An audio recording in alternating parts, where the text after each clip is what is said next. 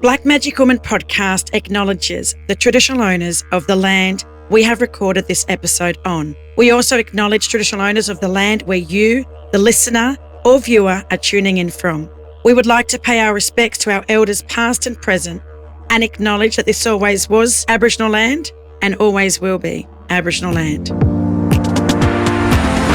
Welcome to the Black Magic Woman podcast with Mundanara Bayles. Welcome to another episode of the Black Magic Woman podcast. I'm sitting on the couch today here on the beautiful lands of the Gadigal peoples, and I'm yarning to a sister that I have been following for quite some time. This podcast is long overdue. So Antoinette Lattouf, for our listeners and also now our viewers on YouTube, can you please introduce yourself? And it's a way that I guess, you know, my people, black fellas, cultured people, introduce themselves, where it's more about who you are and where you come from, and even just a little bit about your family. Gosh, where do I start? I am a journalist and an author. I grew up in Western Sydney. My parents came to Australia as refugees from Lebanon. We grew up, really quite poor, so we had a very working class upbringing, and my entry into the media was probably a little bit unconventional or unexpected because it's not a place that's very welcoming to necessarily to people of colour or women of colour. So I've spent a big chunk of my career not only using my voice to tell stories, but also using my voice to try and shine a light on the role the media plays in upholding white supremacy, how it's a gatekeeper of power, and also constantly learning how to be an ally, a better ally to First Nations peoples, and to amplify their voices, their struggles. And in that, there's also a really important role for non-Black people of colour like myself and my community to do the work to support Black communities, because often that's not talked about. It's pitted as a white versus Black kind of issue, and while yes, historically, because of colonisation, white supremacy has a lot to answer for. But brown people or people in the middle have a role to play too. And it's important that we don't just align all the time with colonisers and benefit from those structures. I've been listening to your book, which you can also buy a copy or download it. I'm listening on Audible. Yes. First ever book that I've downloaded on Audible was last week. I was flying to Sydney, and this kind of reminds me of how we met. Yes. Flying to Sydney, I decided instead of listening to a podcast, I might download a book. And I've been wanting to read your book for ages, but I'm not an avid reader. But I buy a lot of books. I've got the most amazing collection. Yep. I've just got to start reading them. So I've got up to chapter 4. Right. And but what inspired me to start reading a book is, first we met, which was interestingly, you reached out to me, and I'm pretty sure you heard, or someone heard me talk about your experiences with postnatal depression. Yes. Yeah. So for those interested, listening or watching, the book's called How to Lose Friends and Influence White People. And it's kind of a cheeky take on Dale Carnegie's How to Win Friends and Influence People. And it's a book essentially about anti-racism and allyship in Australia, but crucially, like how to do it navigating the pushback you're going to get, because it makes you unpopular. Like we have a really solid history in Australia of not talking about injustice, of pretending we're okay. And so I'm glad you're enjoying the audiobook. It's something I narrated, and I tried to write it in a really sort of accessible way, use humour, because like it's hard to go, hey, read a book about racism and how you're probably a bit of an asshole too and not doing enough work. Like read it. Here you go. It's been great. Loving it so far. I haven't been able to put it down, which is good. Yeah. Well, let's get back to how we met. So part of what I kind of preach when I'm trying to practice is actively be anti-racist in all aspects of my life and try and be an ally in all aspects of my life. And so been an ambassador for a few years of the Gidget Foundation, which do amazing work around perinatal mental health, supporting mums and dads who are struggling with their mental health. But what I realised, despite the amazing work they do, that all of the ambassadors, other than myself, were white women and a couple of white men. And so I was like, well, no, like I need to always be accompanied with Black voices and perspective and Asian voices and perspective. So I took it upon myself with the support of Gidget Foundation to go and find amazing people like yourself, because your experiences are different. Like the family dynamics are different. The intergenerational trauma is different. And until we centre experiences like yourselves, then we can't really say we're holistically trying to support women and men with postnatal depression. And we had the amazing fundraiser just last week at the ICC, and I'm sure there's like over 200K raised. We had a great day. It seemed like we were into the night time. By 2:00, the dance floor was pumping. There's a TikTok video of the Spice Girls. Yes. Stop right there. Yeah, stop right now. Whatever. Stop right Thank you now. very much. Yeah, the whole crowd did Showing our age. a TikTok dance. But they honestly do amazing work in the regions. They're doing now like multilingual work to support people who speak different languages. And I know they're trying to do more work and support for Indigenous mums and dads, because like postnatal depression, as you know, the hardest thing I've ever experienced. And then it gets a lot more complex when you have like cultural expectations and family traditions and trauma that it's been inherited through the generations. Yeah. And I think it's so important, like you said, if we're not sharing those experiences from our perspective, you know, a First Nations or Indigenous perspective, how do those services improve for our mob when we don't have the right people? Like you said, there's no ambassadors that identified. Yes. So I put my hand up, and it's been amazing so far just to learn about Gidget's story, to know that this service is out there. And I've now talked about it to a lot of people. Haven't you heard about it? Look it up and see if they're in your region. Therefore, if you haven't heard about it, that means there's not enough funding for them to keep expanding to do the good work that they do.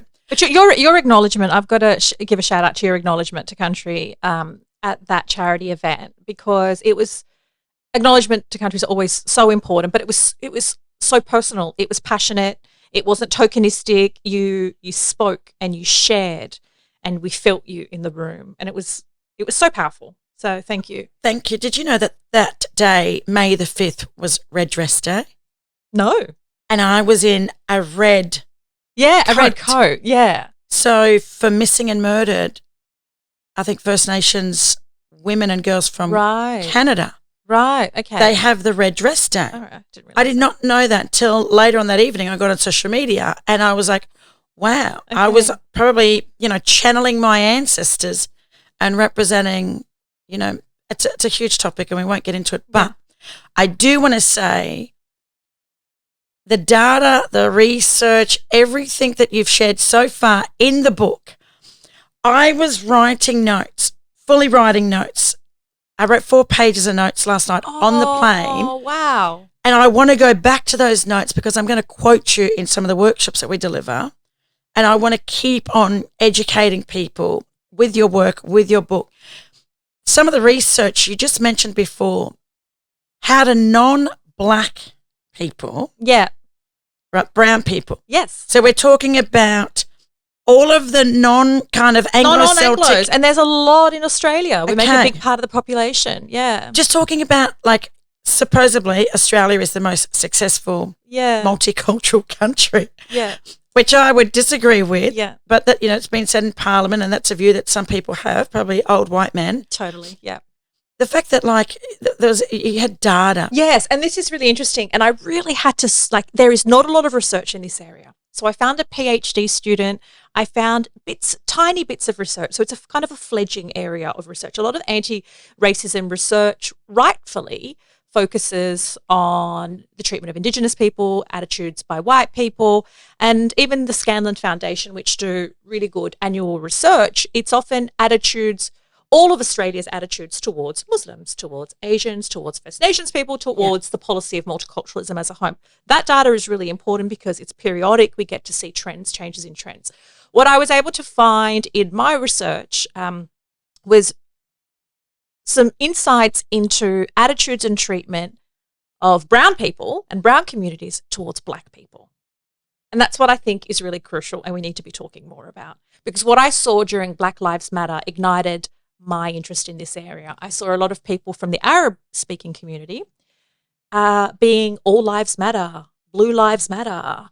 And I'm like, bro, like, what are you doing? Like, how are you seeing it in this way? And in some ways it was as though they were relieved. And these are some of my relatives, to be fair, who during kind of the moral panic of the Cronulla riots and 9/11 and war on terror and hatred towards Middle Eastern people, the Muslim people. Who have all been on the receiving end. Absolutely. Of racism and discrimination in this country. And moral panic by the press, being targeted by police. I mean, obviously definitely not at the rates of Indigenous deaths in custody, definitely not at the severity, but absolutely still experienced it.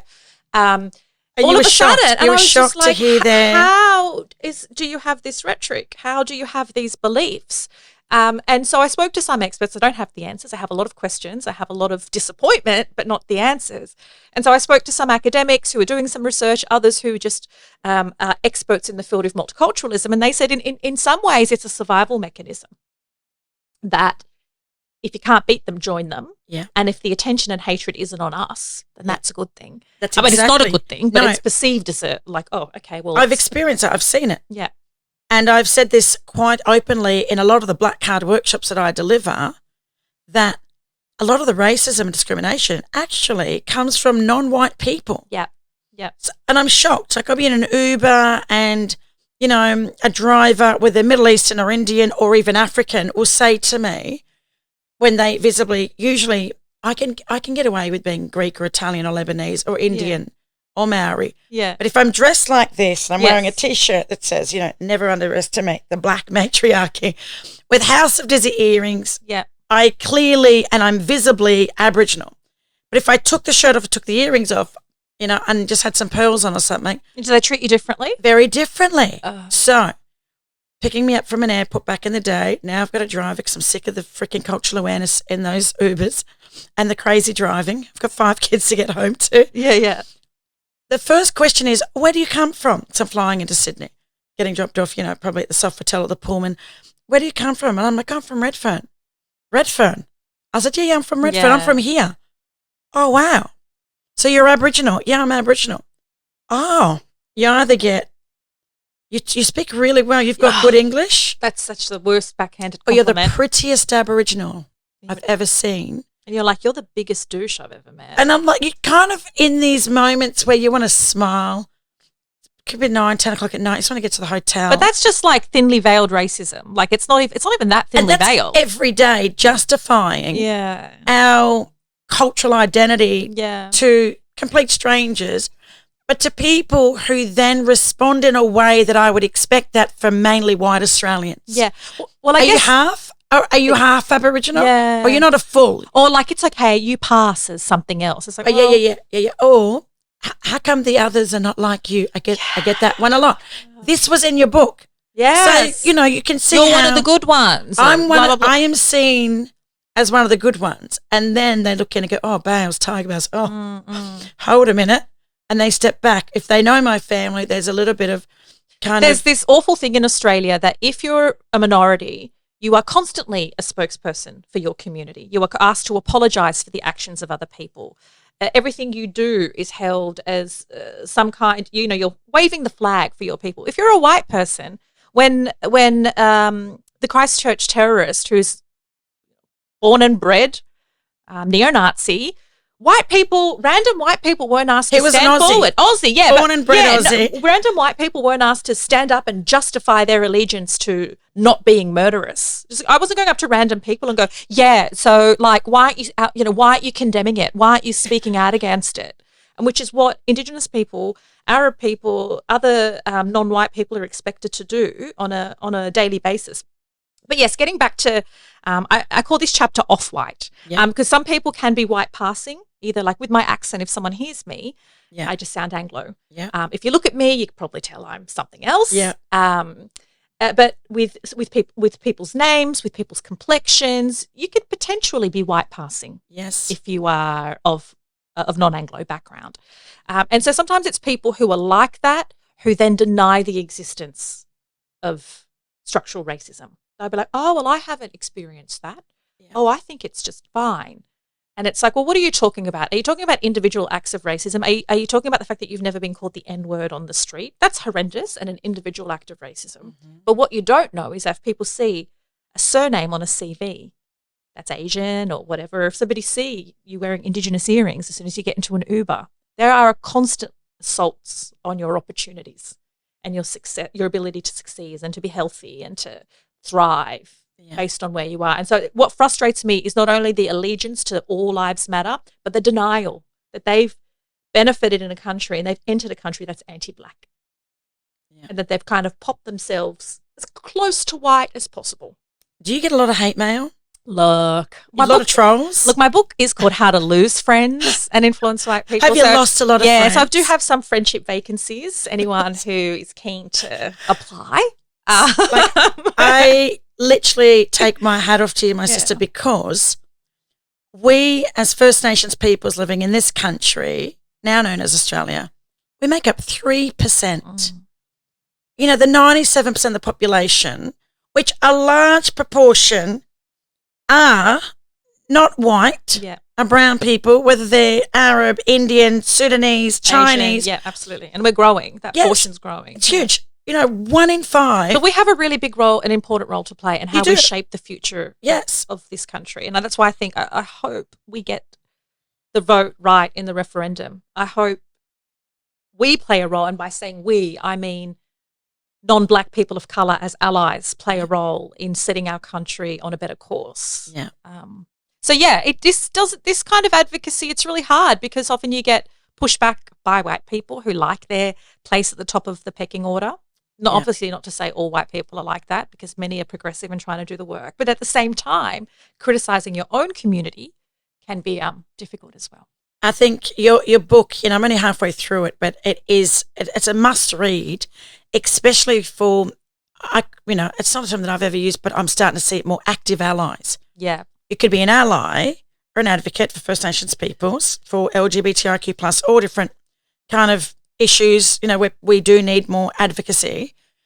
I see it now as like a bit of I'm going to buy the book now and start underlining things because listening to it and then reading it, it'll start to really sink in. So that's one thing I want to commit to, keep reading it and keep on sharing with people. Oh, maybe you should read this book. Professor Chelsea Wadigo, with the Institute of Race Relations, says, if I got it wrong, it's a deadly institute where you're doing research around race and racism. This could be an area I'd love that more. they could look into. So I'm going to follow this up after the podcast. I want to go back to a deadly Lebanese woman from, you know, the Redfern community, growing up in Redfern with my family, Annie Nicola Joseph, who was instrumental in supporting our community back in the 70s in establishing Radio Redfern. Yeah, and I think it's really important we acknowledge Nicola because she was doing a lot of the work, the groundwork, the allyship work that people like me in generations later picked up on. So, you know, I launched Media Diversity Australia with the point, I helped co-found it with the objective of having more First Nations of people and people of colour in the media because we play a really big role in shaping opinion. But Nicola's been advocating since the 80s, I believe. Even earlier. Yeah, you know, and been doing this work and been proving that non-black people of colour, we have to do the work. And she's been at the forefront, and I know that her uncle was part of setting up SBS. Annie Nicola's daughter, Hannah, is doing some amazing thing with writing and winning different awards. How do we get to a point where, I don't know, how do we get to a point where you can get into a taxi or an Uber? Well, first of all, especially if I'm on the other side of the bridge of the harbour and I was going to catch a taxi today, I usually take my earrings off. Otherwise, they will not take me to Redfern. There's still this stigma that is associated with being Aboriginal that we're not to be trusted. How do we get to that point? Have you seen change? Have you seen progress? Because you've set this organisation up, you're an advocate, you're out there, you're losing friends. Look, don't worry, I'm making new and improved ones. You're making new and improved ones, and that's the bonus, right, of doing this work, is that you start meeting people and you go, wow, where have you been? Yeah. And same, I can't wait for us to keep on working together. have you seen progress? Like you've seen a need to set up the Media Diversity Australia. Yes. I'm now seeing more Yes. people of colour on TV in different ads, and not just black people. I'm seeing Aboriginal people that I know. Oh, yeah, great. More. Yeah. We're still, there's one, Brooke Blurton was the first Aboriginal person on The Bachelorette. Yeah. Yeah. Mindy Woods, big shout out to you, my Bundjalung sister, on MasterChef. Yeah, we've got Norelda Jacobs on 10, anchoring stuff, Brooke Boney, Tony Armstrong. We've got a few. Yes. Yeah. So that's... have you seen... Yeah, look from it depends how you frame the question and who you ask. I think if you ask First Nations people, these things changing enough, your perspective and your answer is probably going to be different to mine. If it's changing enough, it's overdue, it's probably not enough. I'm not going to answer, I'm not going to speak for you, more than capable of speaking for yourself. If you talk about from a media perspective, how are things getting better? Mm-hmm. Slowly, in some ways.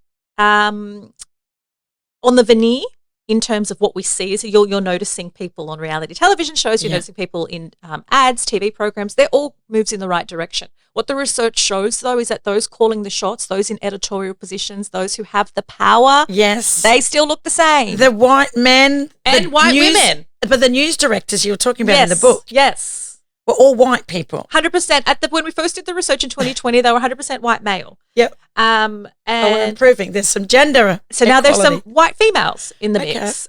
There's one Arab female in a leadership position, and she's a good friend of mine at Network 10. So any progress that's been made in terms of power has just become women, and overwhelmingly white women.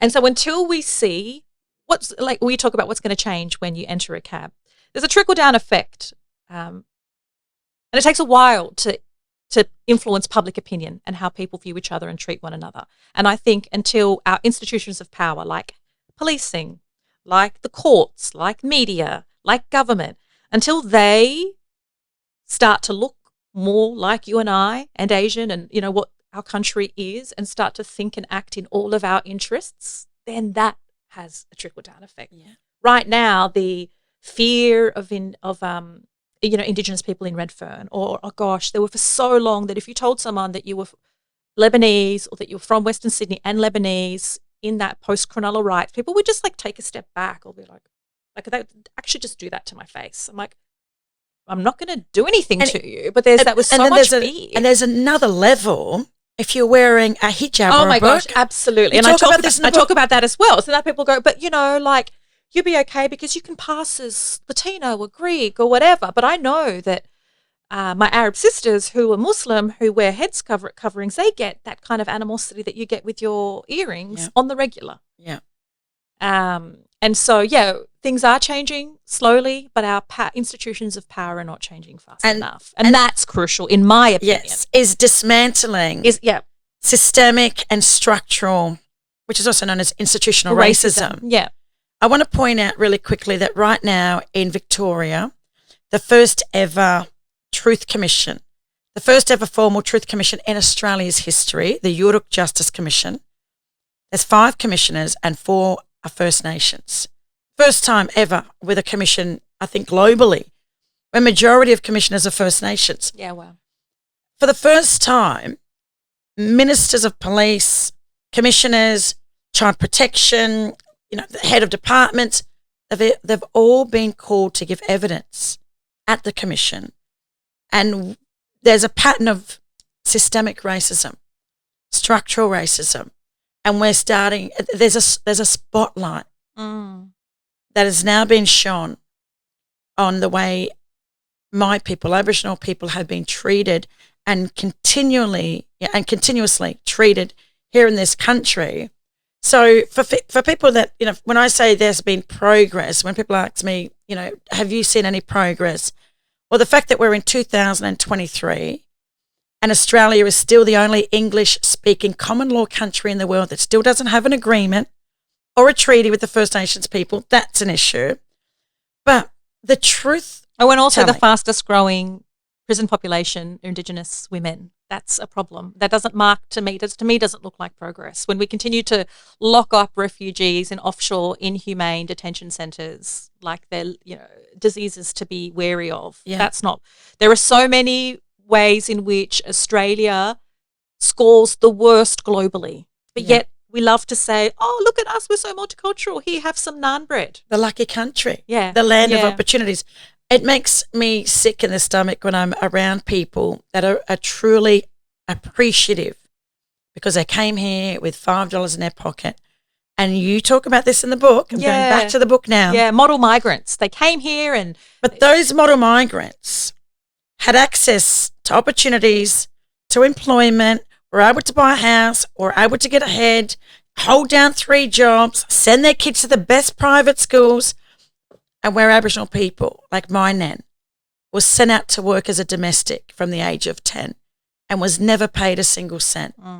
So it's interesting how those model citizens or model migrants... Yeah, and to be fair, and I want to point out that model minority is a myth. It's a myth to suggest... It's essentially anti-Black and anti-Indigenous because it's like, well, if you come here, you give a go, you get a go, you work really hard, you'll get ahead, which is like, and which is also a way of saying, and see those Black fellas, they just can't get their shit together, which is bollocks. If they work hard, they'll be able to, absolutely. They would be in a better position, but they don't want to work. Exactly. I know. You could just, I don't know. I'd be so rich if I got $1 for every time somebody said that to me. Yeah. And they do not realise that the systems that are in place today are purposefully and intentionally designed to hinder Black people at every opportunity, every way and format. But there's a lot of people who, and I think that's the big problem. And something I talk about in my TED talk is people often don't take that first step. They don't even acknowledge it. So your anti-racism work can't begin if you refuse to believe that. There you go. So there's also a process of unlearning. Yes. What you've already learnt, because in my opinion, mainstream media have done nothing but demonise Aboriginal people. And therefore, it's like, demonising leads to dehumanising us. And if you're getting all of your education from the media, then that's the issues that we're faced with today, is that the media have done nothing but, and we haven't had the best media, right, in terms of... Well, for a range of reasons, not only because it's not culturally diverse, but also because it's very concentrated. More than half of the media is owned by Murdoch. Yes. And so that's very agenda-driven, politically skewed, often coverage. Yeah. And there's been research done by an organisation called Altogether Now, which was able to pinpoint which digital outlets, when it came to opinion pieces, were the most demonising of multicultural groups and First Nations people. And surprise, surprise, those that were overwhelmingly negative, almost all the writers were white men. Yeah. And so it is an issue of diversity of ownership, but there's also diversity of who gets to tell those stories. So I just get tired talking about it. There's so much work to do. This is where it starts. It's having these conversations that hopefully you're either listening to or watching, to then start to think about how can you, within the work that you do, the networks that you have, the communities that you're part of, if you have a reconciliation action plan in your organisation, you've already got a framework. Yes, and I think that's what my book tries to do. Yes, it fleshes out the problems. Yes, I poke fun and am cheeky at a whole bunch of things, and I use data. But then the second half, which you're going to get to, is talking about what we can do, the role we all have to play, how it's okay to find a niche so you don't burn out, because there's always be someone going, "Why don't you do more? Yeah. Why aren't you doing this? Why aren't you doing that? What about us? Blah, blah, blah." And it is overwhelming. It's hard. How you be an ally. How, for example, I can support Black women but not speak for Black women, not hold the mic for them, not hog the mic. Like, there are so many different intricacies and considerations for how to do the work. And so many people are paralyzed by fear. They're scared that they're going to say the wrong thing, that they're going to be cancelled, that it's going to be too hard. Yeah. And so they just don't try at all. Yeah. And I'm like, no, there is something we can do. And then another thing I talk about is, well, then if you start to kind of be actively anti-racist, because it's a journey we all need to be on, like being anti-racist, anti-Black is something that even you as a Black woman you have to challenge. Yeah. Like, it's just it's a never-ending journey. What do you do with those relationships that don't keep up? What do you do? How do you manage that racist uncle at the barbecue? What do you do about your workplace? How do you navigate those relationships and the fallouts that might occur because of them? So, yeah, hopefully it's as practical as it is informative. Wow. Well, that is literally, for me, there's a lot. There's so much to unpack. And to me, from me having this yarn, I can't wait to keep listening. I'm going to be doing it more tonight and tomorrow, get through to the rest of it. And then probably let's have another yarn. Yeah. And then let's talk about where to from here. What are you working on? Because I know that we are running out of time. Yeah. But I do want to touch base with you after I read the book. So I'm sure I'm going to have many more questions for you. Otherwise, reach out to Antoinette, jump on your Instas. You're quite, you're out there. Yes. You're active. Yes. Yeah. How to lose friends and influence white people. I also have a TED talk about reverse discrimination not existing, and a bunch of other stuff. I think I just want to add one last thing, Mara. A lot of people who, like you and I, we kind of find ourselves in a space, maybe perhaps accidentally, advocating for minorities, advocating for people of colour, where really we have skills. Like I'm a storyteller. I'm a creative. I'm a journalist. I just was doing this work because I felt nobody was. I wasn't in school going, when I grow up, I want to be a really unpopular anti-racist advocate. Like it wasn't on my bucket list. And so there will be a real freedom, and some of the projects I'm working on now is just to go, because like if we're going to humanize you and humanize me, we are mothers and we are funny and we do other stuff and we have other jobs and we talk about other things and write about other things. And I think real freedom comes when you and I can stop talking about this. And we have the freedom to do whatever else we want with our careers and lives. And literally just start living and not feel like we're constantly trying to keep our heads above the water. So look, on that note, I just want to say it was definitely well worth the wait, and I knew it would be. But I really wanted to introduce you to my audience, to a lot of, young First Nations mob that really struggle to, articulate how to, fix things, how to solve things, what solutions. This book it's one book. There's many books that you can read. There's many podcasts you can listen to. There's a lot of scholars and academics that are publishing, but there's so much within your book that for me, as a non-academic and never, going to university, I could understand it, I could listen, and it makes sense. So it's easy to read, and that's what I loved about it. Thank you. And it was and to be fair, a shout out, I quote a lot of First Nation greats in their research. I interview First Nations women and men and people of colour. So this is an amalgamation of a lot of thinkers before me, and just trying to put it in a manual that was easy to read and easy to follow. And I must say, you've done an incredible job. Thank you. And I keep saying, I'm only halfweay there. So, it gets better, I promise. On that note, I just want to say thank you for coming all the way in here. The weather, they didn't put the weather on, didn't turn on for us here today. But thanks for making your way in here, and can't wait to catch up again. Same. Probably sitting here on the couch again. Would love to. Enjoy the rest of your day. So thank you. If you'd like any more info on today's guest, please visit our show notes in the episode description.